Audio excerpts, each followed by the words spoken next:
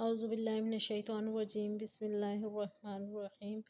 ارزا Abbasi channel میں آپ سب سننے والوں کو خوش آمدید۔ السلام علیکم ورحمۃ اللہ وبرکاتہ۔ آج میں آپ لوگوں کے سامنے جو ٹاپک لے کر آئی ہوں وہ ہے ایک بہت ہی خوبصورت حدیث مبارکہ۔ آپ صلی اللہ علیہ وسلم کا ارشاد مبارک ہے کہ انما الاعمال بالنیات، انسان کے اعمال کا دار و مدار اس کی نیت پر ہے۔ اس حدیث مبارکہ سے مراد کوئی خاص عمل ہے یا چند مخصوص اعمال ہیں یا ہر وہ کام جو ہم روزمرہ زندگی میں سر انجام دیتے ہیں وہ عمل مراد ہے۔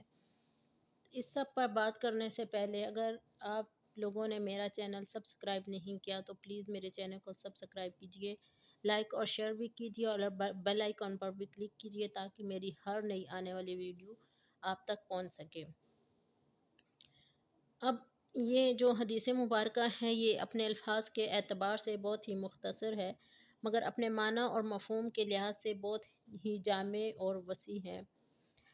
آپ صلی اللہ علیہ وسلم نے یہ جو ارشاد فرمایا کہ انسان کے اعمال کا دار و مدار اس کی نیت پر ہے، تو اس سے مراد ہر وہ عمل جو ہم اپنے روزمرہ زندگی میں صبح سے شام تک سر انجام دیتے ہیں وہ کام ہے۔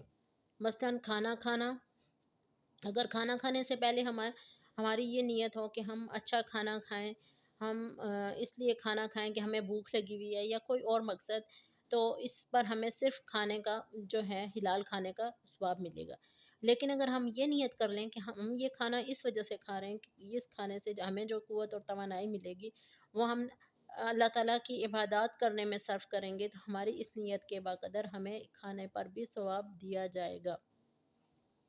اسی طرح نماز اب پڑھنا جو ہے یہ فرض عمل ہے۔ ہم اس لیے نماز پڑھتے ہیں کہ میں اپنا یہ فرض جو ہے کر رہا ہوں، مجھے اللہ تعالیٰ نے اس کا حکم دیا ہے تو میں یہ فرض ادا کر رہا ہوں اور اپنے فرائض کو پورا کر رہا ہوں تو ہمیں اس پر ثواب دیا جائے گا۔ لیکن اگر ہم یہ نیت کریں کہ اگر ہم نے نماز پڑھی اور لوگ یہ کہیں گے کہ واہ واہ یہ تو بڑا نمازی بندہ ہے، کیا ہی اچھا ہے، لوگوں کو ریاکاری کے لیے، دکھاوے کے لیے نماز پڑھیں گے تو ہمارا وہ عمل ضائع ہو جائے گا۔ اسی طرح اگر کوئی شخص حج کرتا ہے اس وجہ سے کہ حج کرنا ہمارے اللہ تعالیٰ نے ہمیں اس کا حکم دیا اور ہمارے نبی صلی اللہ علیہ وسلم نے اس پر عمل کیا ہے، تو گویا ہم ایک سنت کو نبھا رہے ہیں اور ایک فریضے کو سر انجام دے رہے ہیں۔ تو اس نیت کے بقدر ہم جو بھی حج کی طرف تکالیف اور برداشت کریں گے تو ان کے کرنے پر ہمیں اجر و ثواب دیا جائے گا۔ لیکن اگر کوئی شخص یہ نیت کر کے حج کرتا ہے یا یہ سوچ کر حج کرتا ہے کہ میں یہ حج اس لیے کر رہا ہوں کہ لوگ کہیں گے ہاں جی وہ شخص بڑا حاجی نمازی ایسا ہے ویسا ہے، تو ہمیں اس حج کے راستے کی طرف مشقت اٹھانے پر کوئی اجر و ثواب نہیں دیا جائے گا، بلکہ ہمارا وہ عمل رائے گاں چلا جائے گا۔ اسی طرح حضرت جندب رضی اللہ تعالیٰ عنہ سے روایت ہے کہ آپ صلی اللہ علیہ وسلم نے ارشاد فرمایا کہ جو شخص کوئی عمل سنانے اور شہرت کے لیے کرے گا تو اللہ تعالیٰ اس کو خوب شہرت دے گا، اور جو کوئی دکھاوے کے لیے نیک عمل کرے گا تو اللہ تعالیٰ اس کو خوب دکھائے گا۔ مطلب یہ کہ دکھاوے اور شہرت کی غرض سے نیک عمل کرنے والوں کو ایک سزا ان کے اس عمل کی مناسبت سے یہ بھی دی جائے گی کہ ان کی اس ریاکاری اور منافقت کو خوب مشہور کیا جائے گا اور سب کو دکھایا جائے گا کہ بدبخت لوگ یہ نیک اعمال اللہ کے لیے نہیں کرتے تھے بلکہ نام اور دکھاوے اور شہرت کے لیے کرتے تھے۔ الغرض جہنم کے عذاب سے پہلے ان کو ایک سزا یہ بھی ملے گی کہ سر محشر ان کی ریاکاری اور منافقت کا پردہ چاک کر کے سب کو ان کی بدباطنی دکھا دی جائے گی۔ اللہم احفظنا۔ حضرت ابو ہریرہ رضی اللہ تعالیٰ عنہ سے روایت ہے کہ آپ صلی اللہ علیہ وسلم نے ارشاد فرمایا آخری زمانے میں کچھ ایسے مکار لوگ پیدا ہوں گے جو دین کی آڑ میں دنیا کا شکار کریں گے۔ وہ لوگوں پر اپنی درویشی اور مسکینی کو ظاہر کرنے اور ان کو متاثر کرنے کے لیے بھیڑوں کی کھال کا لباس پہنیں گے۔ ان کی زبانیں شکر سے زیادہ میٹھی ہوں گی مگر ان کے سینوں میں بھیڑیوں کے دل ہوں گے۔ اللہ تعالیٰ کا ایسے لوگوں کے بارے میں فرمان ہے کیا یہ لوگ میرے ڈیل دینے سے دھوکہ کھا رہے ہیں یا مجھ سے نڈر ہو کر میرے مقابلے میں جرأت کر رہے ہیں؟ بس اللہ تعالیٰ فرمائیں گے کہ مجھے اپنی قسم ہے کہ میں ان مکاروں پر انہی میں سے ایک ایسا فتنہ کھڑا کروں گا جو ان کے عقل مندوں اور داناؤں کو بھی حیران بنا دے گا۔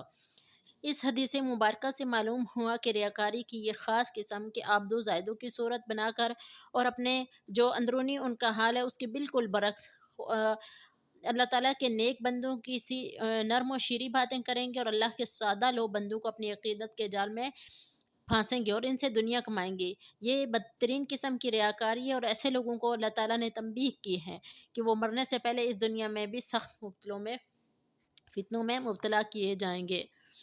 حضرت انس رضی اللہ تعالیٰ نے بیان کرتے ہیں کہ حضرت محمد صلی اللہ علیہ وآلہ وسلم نے ارشاد فرمایا، قیامت کے دن انسان کے نیک اعمال کے مہر شدہ صحیفے اللہ تعالیٰ کے سامنے پیش کیے جائیں گے۔ اللہ تعالیٰ فرمائیں گے اسے پھینک دو، اسے قبول کر لو، اسے پھینک دو، اسے قبول کر لو۔ اس وقت فرشتے عرض کریں گے کہ اے اللہ، جہاں تک ہمارا علم ہے ہم تو اس شخص کے نیک اعمال ہی جانتے ہیں۔ اللہ تعالیٰ جواب میں فرمائیں گے جن کو میں پھینکوا رہا ہوں یہ وہ اعمال ہیں جن میں صرف میری رضامندی شامل نہ تھی بلکہ ان میں ریاکاری تھی۔ آج میں صرف ان اعمال کو قبول فرماؤں گا جو خاص میرے لیے ہی کیے گئے ہیں۔ تو دیکھیں کہ ریاکاری کتنا بڑا گناہ ہے کہ ہم جو عمل چاہے دکھاوے کی غرض سے ہی کر رہے ہیں، لیکن اس کے لیے بھی تو ہمیں کوئی مشقت اٹھانی پڑ رہی ہے۔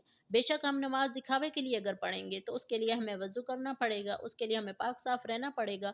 تو اتنی مشقت اٹھانے کے بعد اگر ہم اپنی نیت کو خالص نہیں کریں گے تو ہماری یہ تمام محنت اور مشقت رائے گاں چلی جائے گی۔